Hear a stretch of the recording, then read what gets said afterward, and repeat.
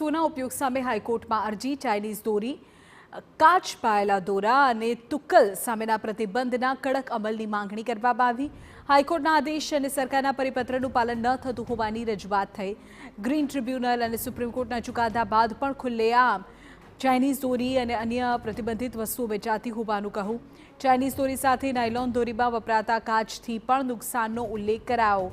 દોરીમાં વપરાતા કાચથી અનેક પક્ષીઓની ઈજા થવાનો પણ અરજીમાં ઉલ્લેખ દોરીઓ અને પ્રતિબંધિત વસ્તુઓના વેચાણ તાત્કાલિક તેની સામે ડ્રાઈવ ચલાવવાની માંગણી કરવામાં આવી નિર્દેશોના પાલનમાં કરાયેલી કાર્યવાહીનો રિપોર્ટ રજૂ કરવા પણ હાઈકોર્ટે આદેશ કર્યો 4 મહાનગરોમાં થયેલી કાર્યવાહીનો તત્કાલ રિપોર્ટ રજૂ કરવા કોર્ટના નિર્દેશ પ્રતિબંધિત વસ્તુઓના ઉત્પાદનકારો સામે તાત્કાલિક કાર્યવાહી કરવા સરકારને તાકીદ કરાઈ હાઈકોર્ટે કહ્યું કે ઉત્પાદન વિના વેચાણ શક્ય જ નથી નક્કર કાર્યવાહીની રાજ્ય સરકારે કોર્ટને ખાતરી આપી હતી ઉત્પાદનકારો વિક્રેતાઓ અને અન્ય સંલગ્ન લોકો સામે કડક કાર્યવાહી કરવા સરકારે કોર્ટને આપી ખાતરી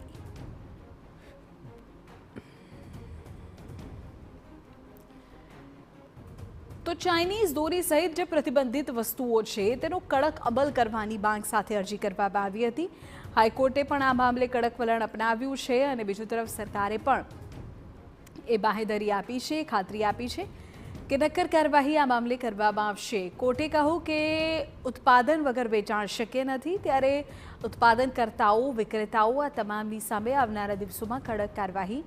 થવી જોઈએ ઉલ્લેખનીય છે કે ચાઇનીઝ દોરી સહિત અન્ય જે પ્રતિબંધિત વસ્તુઓ છે તેનું ખુલ્લેઆમ વેચાણ થતું હોવાનું સામે આવે છે તેના કારણે કેટલાય લોકોના ઈજાના અહેવાલો પણ સામે આવતા રહ્યા છે અમારા સંવાદદાતા રોનક વર્મા આ બાબતે વધુ વિગતો આપી રહ્યા છે રોનક પૂરી જાણકારી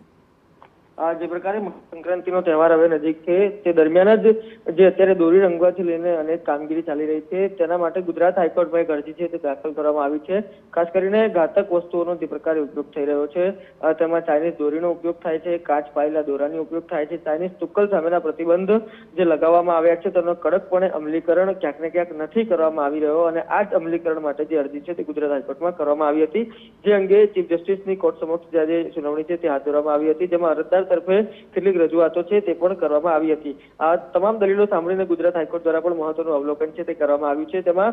ગૃહ વિભાગે આપેલા નિર્દેશોના પાલનમાં કરાયેલી અત્યાર સુધીનો કાર્યવાહીનો રિપોર્ટ કરવા માટે કોર્ટ તરફથી જે આદેશ છે તે કરવામાં આવ્યો છે આ ઉપરાંત જે 4 મહાનગરો છે તેમાં કયા પ્રકારે અત્યારે કાર્યવાહી થઈ રહી છે તેનો પણ તત્કાલ રિપોર્ટ રજૂ કરવા માટે કોર્ટ દ્વારા નિર્દેશ છે તે આપવામાં આવ્યો છે પ્રતિબંધિત વસ્તુઓના ઉત્પાદનકારો સામે તાત્કાલિક કાર્યવાહી કરવા પણ સરકારને તાકીદ છે તે કરવામાં આવી રહી છે આ ઉપરાંત ગુજરાત હાઈકોર્ટે અવલોકન કરતા કહ્યું છે કે આ પ્રકારે ઉત્પાદન વિના વેચાણ છે તે શક્ય નહીં જો ઉત્પાદન થાય છે ત્યારે જ વેચાણ થઈ રહ્યું છે એટલે કે ક્યાંક ને ક્યાંક સરકાર દ્વારા થતી કામગીરીમાં ઢીલાસ હોય તે પ્રકારે કોર્ટનું વલણ છે તે આજે જોવા મળ્યું છે ત્યારે તમામ પ્રકારે ઠોસ કાર્યવાહી કરીને એક રિપોર્ટ તૈયાર કરવા માટે રાજ્ય સરકારને ખાતરી છે તે પણ આપવામાં આવી છે આગામી દિવસોમાં આ જ અંગે હવે વિગતવાર સુનાવણી હાથ ધરાશે ઓકે રોનક આભાર તમામ માહિતી બદલ તો આગામી દિવસોમાં મામલે વિગતવાર સુનાવણી હાથ ધરાશે પરંતુ અત્યારે હાઈકોર્ટે સ્પષ્ટ કડક અમલની માંગણી કરી છે